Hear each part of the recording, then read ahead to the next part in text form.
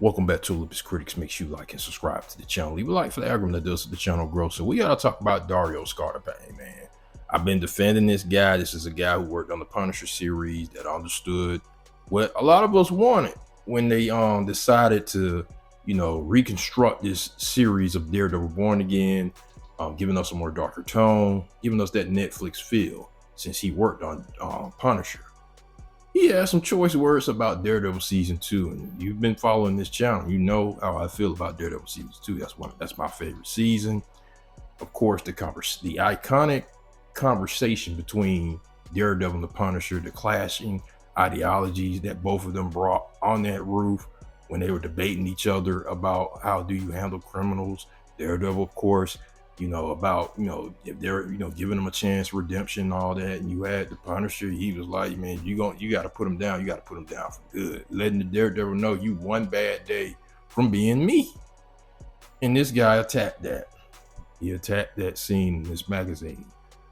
He had something saying, there is more fun in the moments with these characters and a lot less navel glazing than before. He says in the new issue of SFX magazine.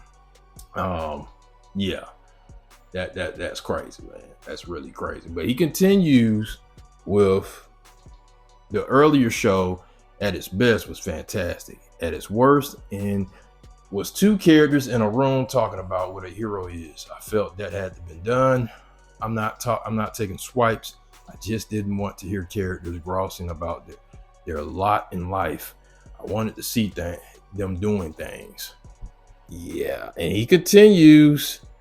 One of the major changes he made was with the pace of the scenes. Scarpane says, referencing his time on The Punisher. One of our edits was longer scenes, and he recalls you had these long 5-page scenes of characters hashing it out in order to make space between these massive action sequences. The way stuff has evolved since then, we're able to do big action sequences and a lot more pace.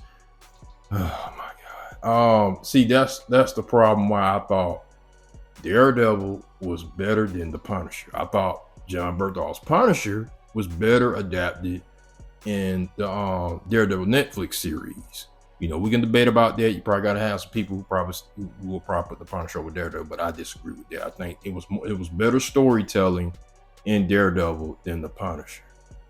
I don't know where is he getting that from. Since he worked on both of the seasons, I would take the Punisher and Daredevil any day, because what those guys did over there was great storytelling. I can't fathom why Kevin Feige wouldn't bring those who were involved in those first those only 3 seasons, especially the last 2 seasons. But why not bring them along to help out this series? But you chose Scarpane, who worked with John Berthal on that Punisher series, when you could have just chosen those who had a winning formula on that side. So that was kind of confusing why he didn't go that route. Why not bring some people that's familiar with it? But he also has some more to say in this article. I really feel that the Netflix Daredevil, which I know in my blood, was much more noir, and this show is more New York crime story. He continues. It has elements of The Sopranos and King of New York. There's a feeling of those classic 90s crime tales. It has a pace and a scope that, for a lot of reasons, Netflix wasn't able to do. They're very dark, cinematically, and not necessarily story-wise, although there were some dark elements, were much darker. Now, he makes facts that the scope will be widened because they have a large budget. They didn't have that for the Netflix. We know that. We know they didn't have a lot for the Netflix series. Look at Luke Cage. He was powered down. Look at Jessica Jones. Ike Perlmutter was cheap. So that's facts. Yes, you didn't have the resources because Ike Perlmutter was cheap. So yes, the scale is going to be much, the scope is going to be much out there, and it's going to be more cinematic because you got more money to throw at this thing than the Netflix. Of course, that's why a lot of us were excited that they were bringing some of these characters along, because you will get to actually see them at their best. Even though Charlie Cox Daredevil still, it was still entertaining. But him taking shots at the story and at that iconic scene on that, I'm a little worried about this series now, with the story now, because I like the Punisher. Don't get me wrong, it lacked a good story. The action was good. It was I didn't like that the Punisher stayed getting his behind whooped, but the story lacked. If you know what I mean, some of y'all who've been watching the Punisher, it lacked.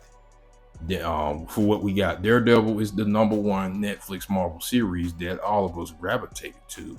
And if he didn't properly adapted that, then this series may be mid. But we'll see once it drops. I don't like that he took shots at this series. That he went a little bit too far for my liking. Those were incredible scenes that we got from Daredevil season 2. Not even just that on that roof, them at the cemetery. Once they, when he helps out Frank when he gets captured by the Irish, and he tells them about what happened to his kids. Just that scene, him opening up to Daredevil, that right there was a powerful scene. So let me know what you guys think, man. I just can't believe he took this route. You're supposed to be. This is what people want. They want the Netflix characters back. Give us the feel of the Kingpin, of the tone. That's what we want. That's why Echo finessed us, and we got pissed off by that. So let me know what y'all think, man. I'll get you guys later.